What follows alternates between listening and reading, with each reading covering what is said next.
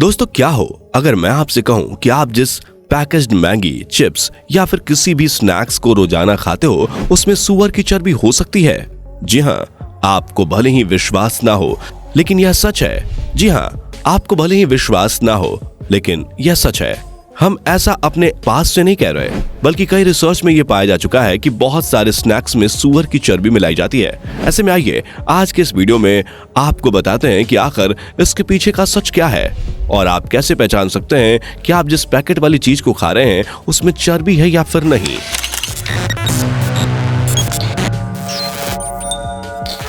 दोस्तों, आज के समय में स्नैक्स खाना लगभग सभी को पसंद होता है। बहुत सारे लोग तो मैगी जैसी चीजों को इतना ज्यादा पसंद करते हैं कि मैगी के बिना उनका दिन पूरा ही नहीं होता।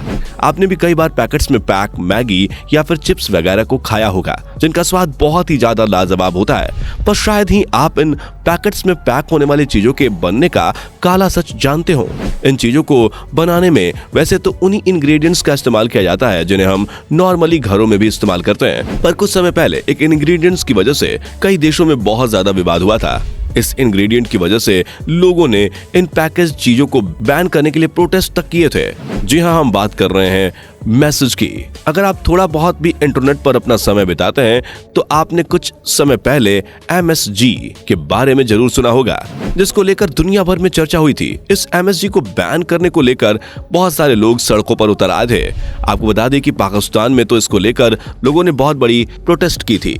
लेकिन यह MSG है क्या? चलिए सबसे पहले आपको MSG के बारे में बताते हैं। असल में MSG का पूरा नाम मोनोसोडियम ग्लूटामेट होता है, जिसे हमारे इंडिया में एजिनोमोटो के नाम से जाना जाता है। MSG एक तरह का नेचुरल सब्सटेंस होता है जो टमाटो और कॉर्न वगैरह में पाया जाता है। MSG को एक तरह का साल्ट भी कह सकते हैं जो पैकेज्ड खाने का टेस्ट बढ़ा देता है। मोनोसोडियम ग्लूटामेट को सबसे पहली बार जापान के केमिस्ट क्यूकाने इकेडा ने 1908 में प्रिपेयर किया था, जिसके बाद यह जापान में बहुत ज्यादा फेमस हो गया। जापान के बहुत सारे खाने में इसका इस्तेमाल होने लगा। इसके इस्तेमाल से खाने का स्वाद बढ़ जाता था, इसलिए लोग इसे बहुत ज्यादा पसंद करते थे क्योंकि इसका स्वाद बाकी सारी चीजों से बिल्कुल अलग था। जापान में MSG की डिमांड को देखते हुए किकुनाई इकादा ने एक बिजनेसमैन के साथ मिलकर एक कंपनी की शुरुआत की, जिसमें यह लोग MSG की मास प्रोडक्शन करने लगे। इस कंपनी का नाम इन्होंने एजिनोमोटो रखा, जो भारत के अलावा बाकी सारे देशों में भी खूब पॉपुलर हुई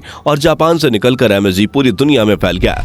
इस कंपनी में यह लोग MSG को कॉर्न वगैरह से नेचुरली ही बनाते थे, लेकिन जब MSG पूरी दुनिया में फेमस हुआ तो वैज्ञानिकों ने इसके नुकसानों को बताना शुरू कर दिया। वैज्ञानिकों के मुताबिक MSG के कई नुकसान हैं और इससे इंसान के शरीर पर बुरा इफेक्ट पड़ता है, जिसकी वजह से कई देशों ने MSG को अपने यहाँ पर बैन भी कर दिया। MSG की पॉपुलैरिटी को देखते हुए कई सारी और कंपनियों ने इसे बनाना शुरू किया और लालच में MSG को नेचुरल चीजों से बनाने की बजाय उल्टी सीधी चीजों से बनाया जाने लगा। आज के समय में बहुत सारी कंपनियां MSG को सुअरों की चर्बी से बनाती है। जी हाँ, इसी वजह से MSG पर कोई भी भरोसा नहीं करता।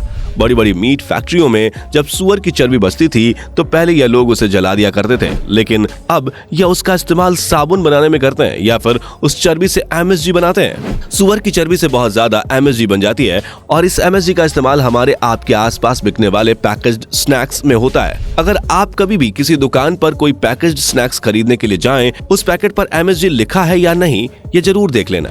आज से 4-5 साल पहले MSG इतना ज्यादा वायरल हुआ था कि लोग कहीं भी जाते थे तो हर एक चीज पर MSG लिखा है या नहीं या चेक करते थे, जिसकी वजह से बड़ी बड़ी कंपनियों ने बड़े बड़े अक्षरों में यह लिखना शुरू कर दिया था कि हमारे प्रोडक्ट में कोई MSG नहीं है। लेकिन जो लालची कंपनियां होती हैं वो कहां मानने वाली हैं।